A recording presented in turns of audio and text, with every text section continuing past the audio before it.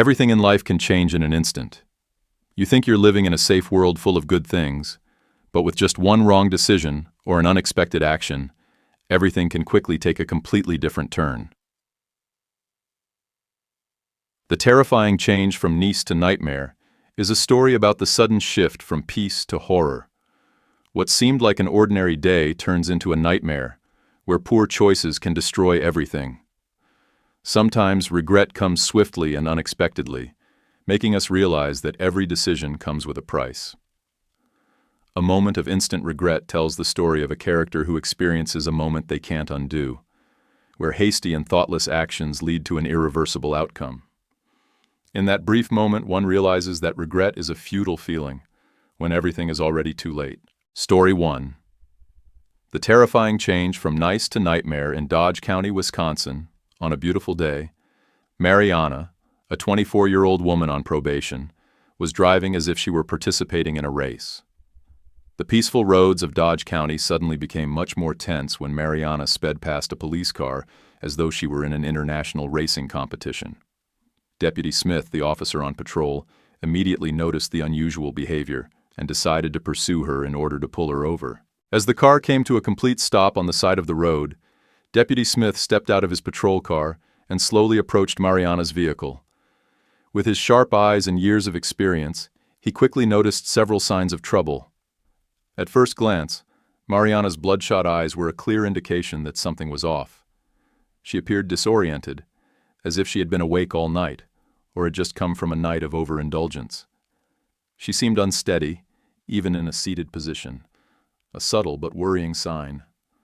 When she rolled down her window, a gust of wind carried the unmistakable smell of alcohol from inside the car, immediately causing Smith to raise an eyebrow in suspicion. Maintaining his calm but authoritative demeanor, Smith asked in a steady tone that carried an undertone of seriousness, "Have you been drinking?" Mariana tried to force a smile that seemed innocent, as if her naivete could deceive him.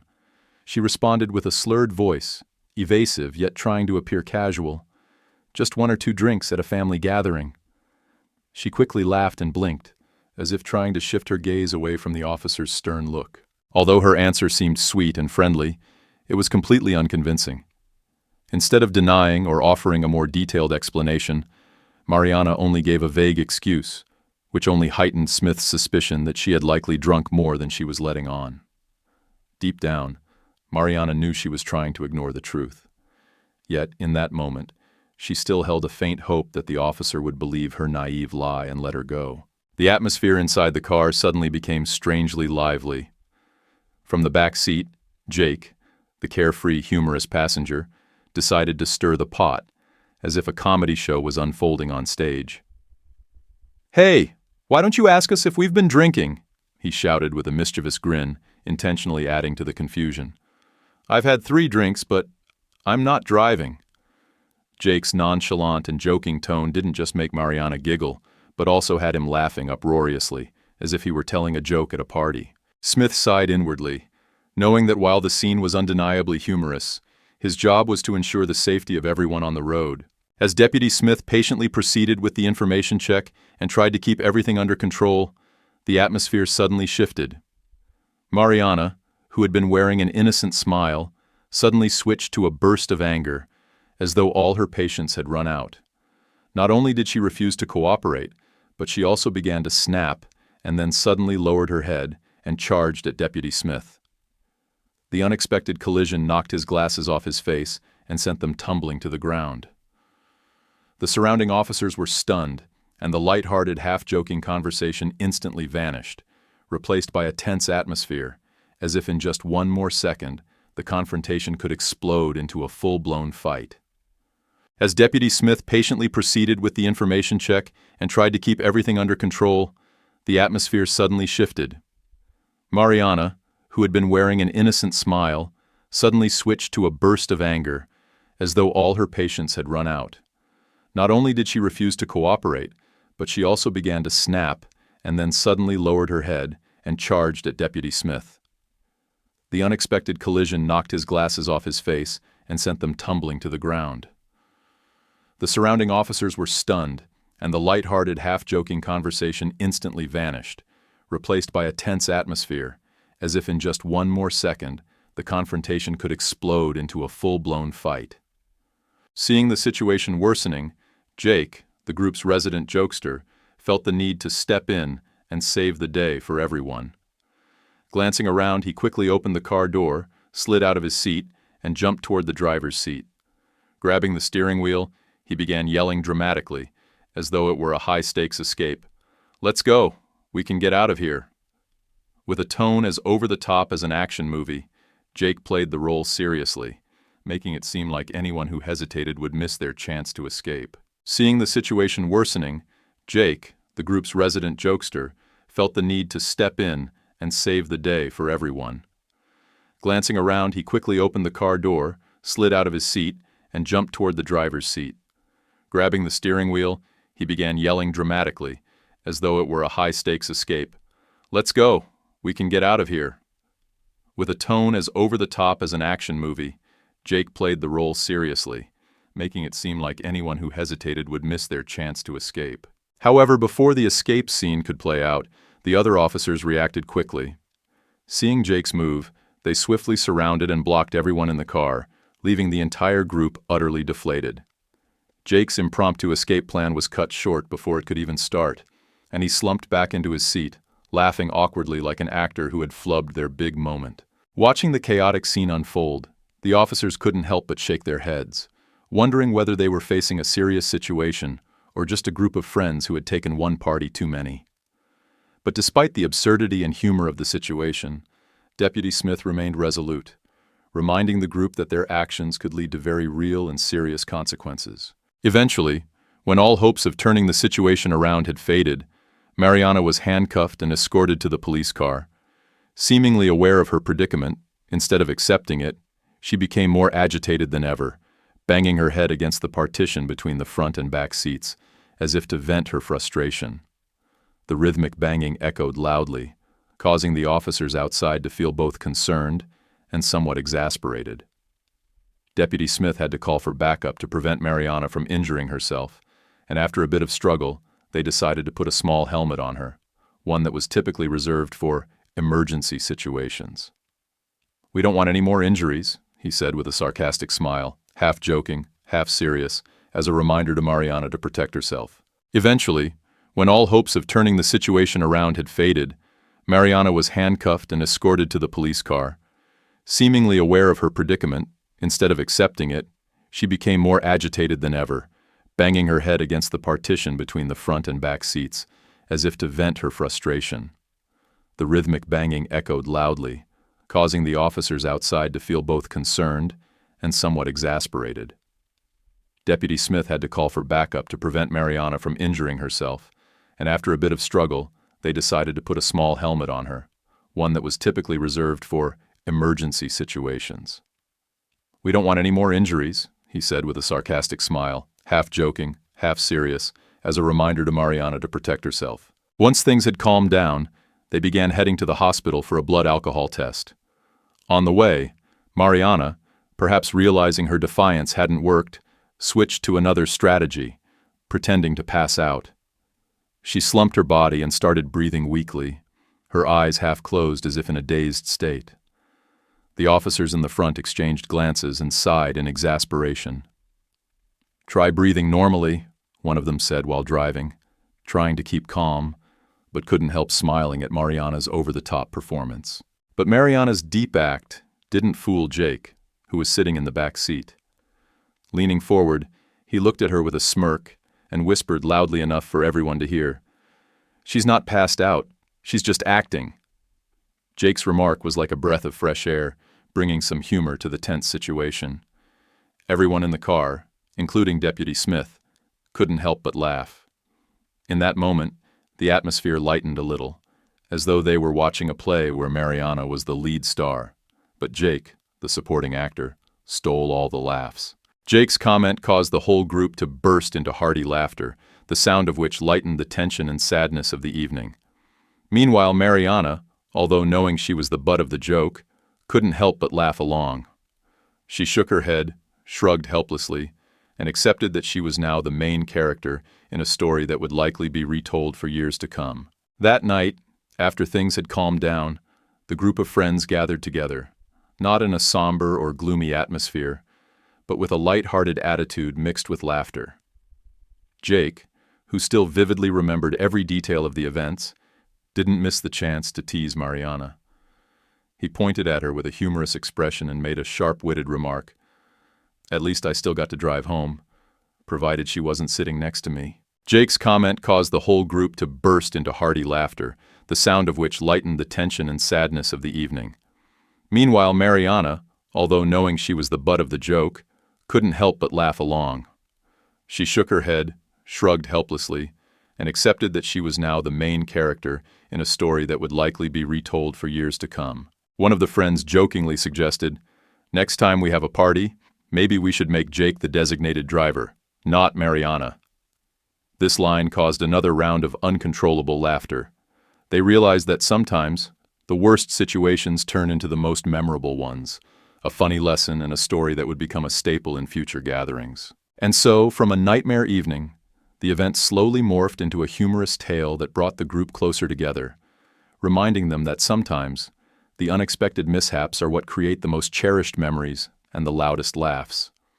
Later on, when looking back, each person would chuckle and think to themselves, who could forget that fateful night in Dodge County? From a moment that seemed peaceful in the terrifying change from Nice to nightmare, we shift to a paradoxical situation in a moment of instant regret, where hasty and thoughtless decisions lead to irreversible consequences. When the officers arrived at a nearby house where the trailer had been spotted, they suspected this could be where Dixon might return to pick up the cargo or continue his escape. A quick ambush plan was drawn up. The police set up roadblocks at all the house's entrances and stationed officers around the surrounding areas. Story 2. A moment of instant regret.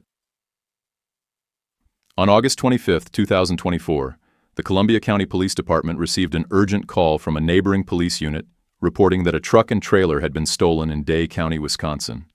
The culprit was James Dixon, a 20-year-old man with a minor criminal history and facing several unresolved cases. The officers immediately recognized the severity of the situation, realizing that this was not just a routine theft, but a sign of an impending high-stakes pursuit. The stolen truck and trailer were not ordinary items. They were high-value vehicles that could potentially be used for illegal cargo transportation. Upon receiving the report, the officers quickly initiated a plan to apprehend the suspect, fully aware of the gravity of the situation. They knew that James Dixon was young, quick to react, and not easy to apprehend, so they couldn't afford to be complacent. The police decided to not only issue a lookout for the vehicle, but also carefully plan their next steps. They began tracking the trailer's whereabouts after receiving intelligence from local sources about where it might be hidden, to avoid arousing Dixon's suspicion. Hoping to catch him when he returned for the trailer, the officers checked their weapons, prepared tracking equipment, and established continuous communication to exchange information. It wasn't long before James Dixon's red truck appeared on the road leading to the house. Things began to unfold at lightning speed. The officers were prepared for the worst-case scenario, but they hadn't anticipated how quickly James Dixon would react. Spotting the police, he immediately hit the gas and charged straight into a nearby cornfield. The chase began, but what the officers didn't expect was that Dixon would skillfully escape the trap, continuing to lead a pursuit that was not only intense but also full of surprises. When James Dixon's red truck appeared from a distance, there were no signs that he had realized the police were lying in wait. At this point, James had no idea that every road and every corner had already been surrounded by the authorities, and one wrong move would result in his immediate capture. But instead of stopping or trying to resolve the situation, James made a bold escape attempt. Without hesitation, he floored the accelerator and charged into the nearby cornfield, where the thick crops created a natural maze full of challenges. His actions were like a panicked deer fleeing from a predator. The red truck roared like a wild beast, shattering the silence of the land, but James showed no signs of hesitation. However, his carelessness and haste caused the red truck to become stuck in a water ditch. Despite this, there was no hesitation or regret from James. He quickly abandoned the truck, not even looking back once. In a moment of desperation, he continued running through the bushes and vines, heading into the thick cornfield, leaving no trace. The feeling of being chased and losing the truck didn't seem to faze him. His sole objective at that moment was to escape the police's grip. The officers immediately gave chase, but they soon realized that traversing the area would be a significant challenge. The tall, dense cornstalks and the muddy ground made movement difficult. Nevertheless, they didn't give up, and instead increased their speed, rushing through the underbrush and crossing small ditches. However, every time they got closer, James seemed to vanish, as if he had mastered the art of erasing all signs of his presence. One officer sighed and looked into the surrounding forest, saying, "How can he run so fast and so smoothly?" The sense of confusion and helplessness spread among the officers. They had prepared for every possible situation, but facing a fugitive like James was an entirely different story. Realizing that following him by sight wasn't going to work, they switched to using heat-detecting equipment, hoping to spot James's body heat through the thick foliage. Yet, even with this technology, they couldn't detect any signs of him. It was as if he had vanished into nature, like a true ninja, causing the officers to feel utterly perplexed. Every time they thought they were close to capturing him, James, like a ghost, skillfully maneuvered through obstacles and forced them to start the chase all over again. The pursuit felt like a cat-and-mouse game, but this time James was playing the role of the clever mouse. Not long after being chased through the cornfield, James realized that a nearby UTV utility terrain vehicle would be the perfect tool to continue his escape. This vehicle was capable of navigating any terrain, from mud and dense grass to rough roads without difficulty. With the instincts of a fugitive, James didn't hesitate to borrow the vehicle to further his getaway, as if it were the only means to escape the police pursuit. The officers, not to be outdone, immediately accelerated their search, but once again, they had to contend with James's quickness and resourcefulness. Despite their increased efforts, he continued to skillfully navigate every corner, making it impossible for them to catch up. The next morning, as if to taunt the officers, James made them work hard once again.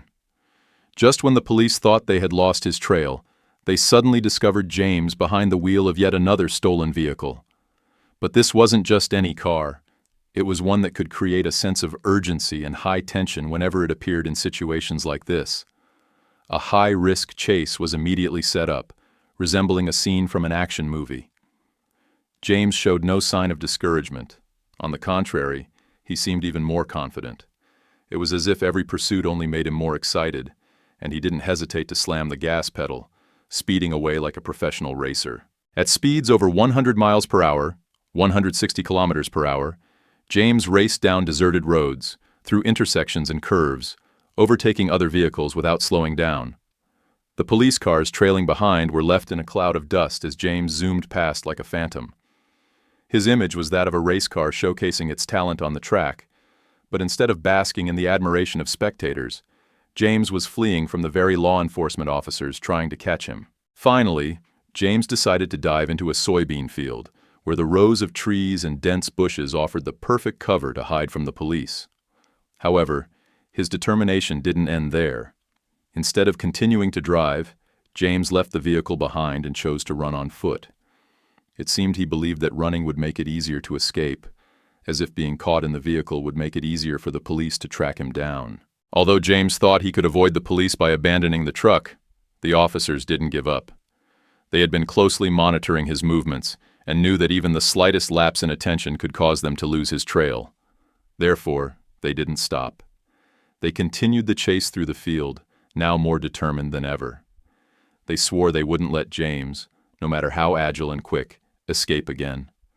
The pursuit became more intense than ever, with one big question hanging in the air. Could James continue to evade the police, or would their persistence lead to victory? After an intense and prolonged chase, the police finally surrounded and apprehended James. He didn't give up easily, struggling fiercely like a wild animal trying to break free. But his resistance only made his eventual capture more painful and humiliating. When the officers deployed the taser, James immediately felt a strong electric shock coursing through his body, leaving him powerless to do anything but collapse, his hands twitching, unable to resist any longer. A few seconds of silence passed, and then James sighed deeply in disappointment, as if realizing that all his efforts had been in vain. That's a moment of real regret, he thought to himself, fully aware that this was the moment he lost everything. The police then took James into custody, facing serious charges. He was not only accused of vehicle theft, but also indicted for endangering others and fleeing from police. The charge of violating bail made his situation even worse, as James had committed the crime while still under court supervision. The consequence of these rash actions was a hefty bail, $8,500, a sum that James would certainly struggle to pay in the near future. Moreover, while in custody, James faced pending cases from before, and his accumulated traffic fines exceeded $1,400. This was no small amount, and reflected a young man with a history of lawlessness, seemingly intent on living outside the boundaries of the law. However, on the bright side, James could at least take pride in an unforgettable moment, not for his racing skills, but because his name had been added to the prominent criminal list of the Columbia County Sheriff's Department. This was not the memorable moment James had hoped for, but perhaps, deep down, it was at this very moment that he realized the value of freedom and the price he had to pay for crossing the line of the law. Both stories, the terrifying change from nice to nightmare and a moment of instant regret, convey profound lessons about unexpected change and the consequences of hasty decisions. While the terrifying change from nice to nightmare emphasizes that a moment of weakness can trigger an unpredictable chain of events, a moment of instant regret shows that a thoughtless decision can cost you dearly. The lesson from both stories is clear. Never let hasty decisions lead your life, because even the smallest actions can have long-lasting impacts. Always think carefully before making any important choices, as there are moments that can never be undone.